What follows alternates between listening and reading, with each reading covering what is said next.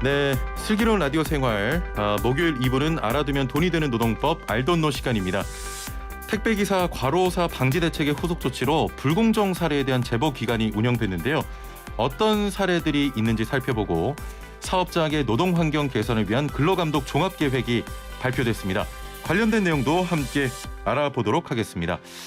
자, 방송 들으시면서 노무에 대해 궁금한 점 또 고민 있으신 분들 단문 50원 장문 100원의 유료 문자 샵 0945번으로 보내주시길 바랍니다. 이 시간 여러분들이 많이 좀 문자를 보내주시는데요. 선착순으로 상담 진행됩니다. 월급을 못 받고 있다, 연차 못 쓰고 있다 하시는 분들 고민하지 마시고 지금 바로 문자 보내주시길 바라고요. YTN 라디오 유튜브와 애플리케이션 댓글창도 여러분을 기다리고 있습니다. 자, 그럼 함께 말씀 나눌 분 모셔보죠. 소나무 노동법률사무소 김효신 노무사와 함께하겠습니다. 안녕하세요. 네, 반갑습니다. 예. 노무사님 보고 싶어요. 네.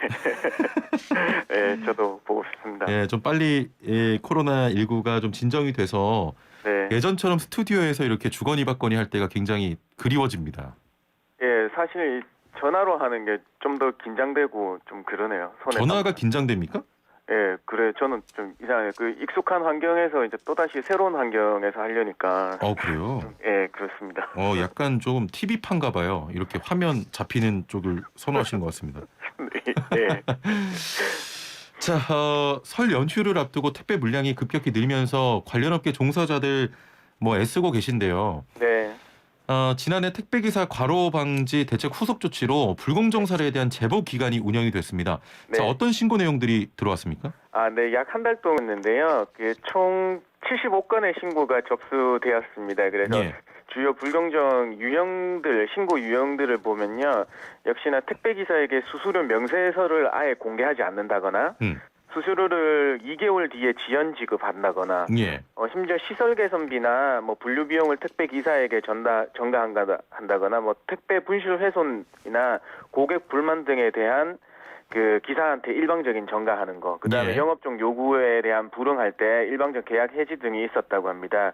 그래서 우리가 지금 최근에 보셨겠지만 분류 인력 누가 제공할까에 대해서는 우리 업체들이 부담한다고 해서 우리 택배 노조하고 타협이 됐잖아요. 예. 네, 그래서 이제 요거는 해결이 됐는데 다른 것들은 아직 해결이 안 되고 있어요. 그래서 신고 내용에 대해서 지금 사실관계 파악이 있다고 하고요. 위법 사항이 밝혀진다면 그 법에 따라서 조치한다고 합니다. 그래서 부가적으로 근본적인 대책이 필요하다. 그래서 이런 불공정 거래 관행을 사전에 차단해야 되겠다. 예. 그래서 올해 상반기까지 그 택배 기사 업체 간의 표준 계약서를 마련해서 이를 적극적으로 보급한다고 하니까 조금 기대될 만합니다. 예.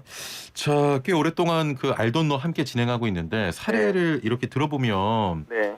참 법을 지키지 않는 곳이 생각보다 너무 많습니다. 네. 더불어서 지금 최근에도 택배 노동자분들의 과로사 문제가 대두가 됐음에도 불구하고 이런 또 그 행위들이 계속 나타나는 거 보면 근로감독이 꼭 필요하겠다 이런 생각도 드는데요. 네. 자, 이번에 발표된 근로감독 종합계획에는 어떤 내용이 좀 담겨 있습니까? 네. 사실 우리가 근로감독이라고 하면 생소해 하실 분들이 많아요. 네. 예, 그만큼 우리 노동당국의 인력이 부족한 면도 있고요. 그다음에 다른 기타 사항들이 반영된 건데 사실 1년에 한 번씩 전국의 근로감독관이 실시하는 근로감독의 기본 방향과 내용을 정해서 실시하게 됩니다. 그래서 2월부터 본격적으로 이제 시행될 계획인데요.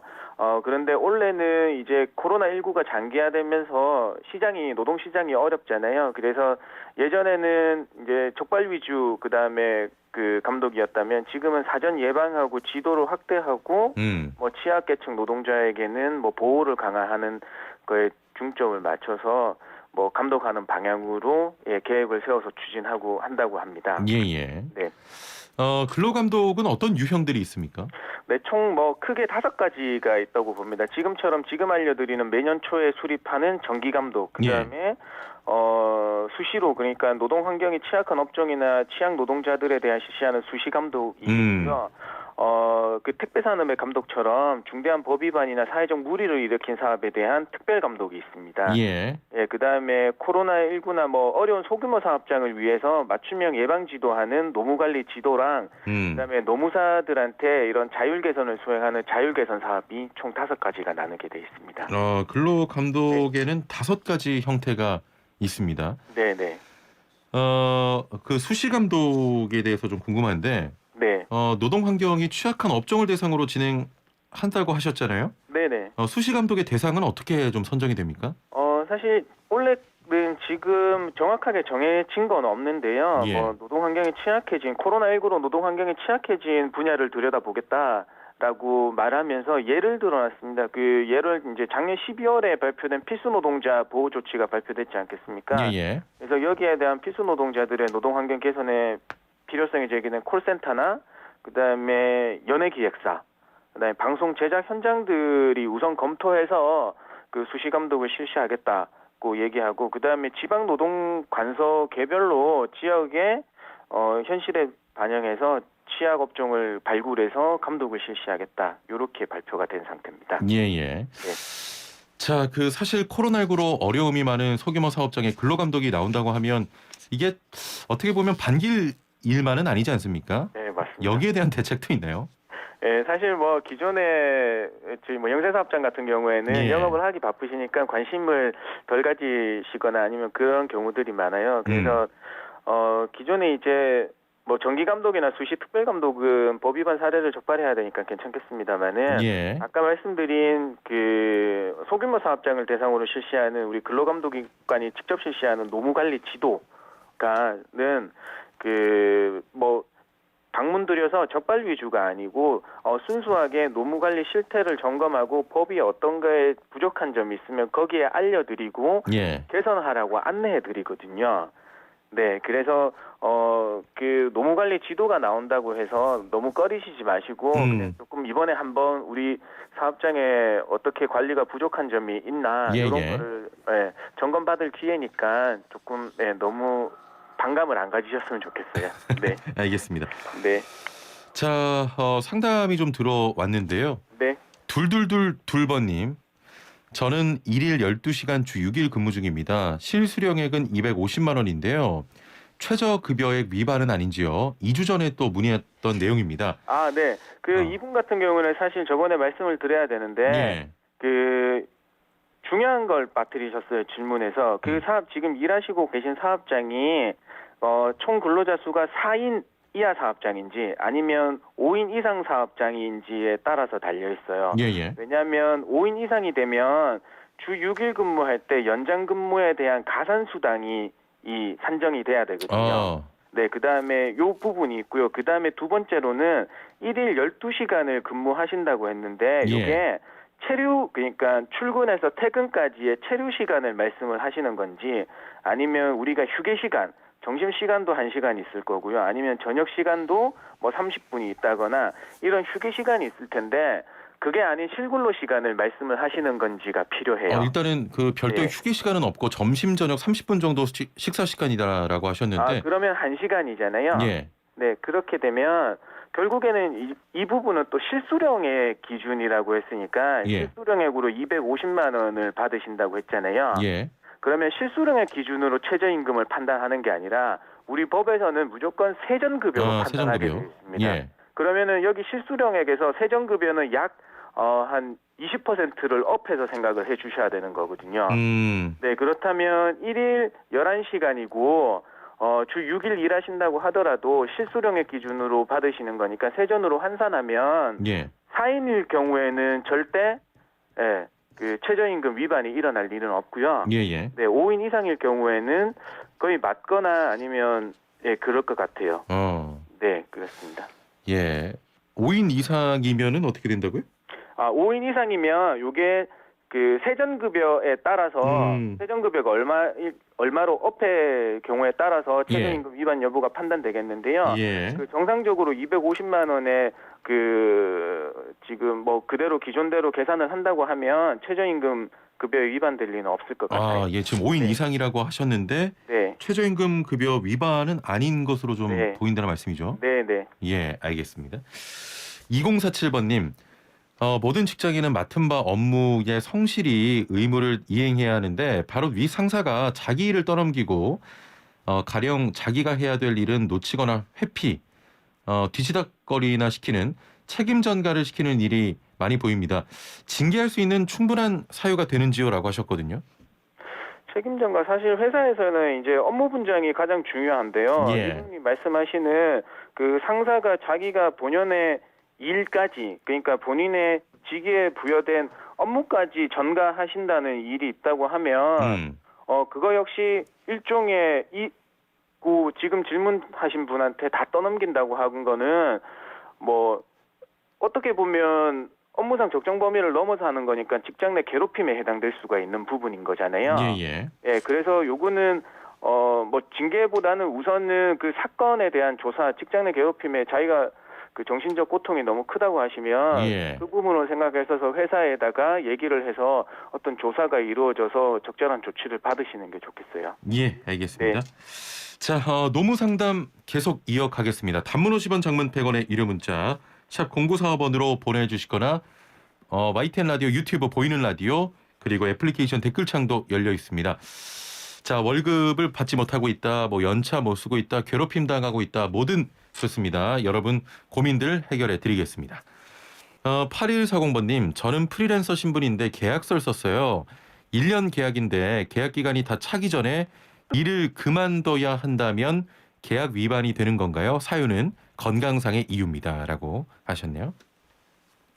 어쨌든 간에 이 프리랜서 계약이라고 하시면 4인 간의 계약이 먼저 우선되는 거잖아요. 예. 거기에서 특별한 사정이 없으면 개인 이 건강상의 이유로는 그 사직을 할 수 있는 자유가 있으니까 예, 크게 해당 사항은 없겠습니다. 그 잘 얘기하셔가지고 그만두시게 되는 날짜 그러니까 급격하게 바로 뭐 오늘 말씀하셔서 내일 그만두시는 게 아니라 그 부분을 좀 조율을 하셔서 잘 하셨으면 좋겠습니다. 예. 네. 2961번님인데요. 버스 운행 시에 가스 충전하는 시간은 휴게 시간인지요, 아니면 근로 시간인지요라고 문의하셨습니다.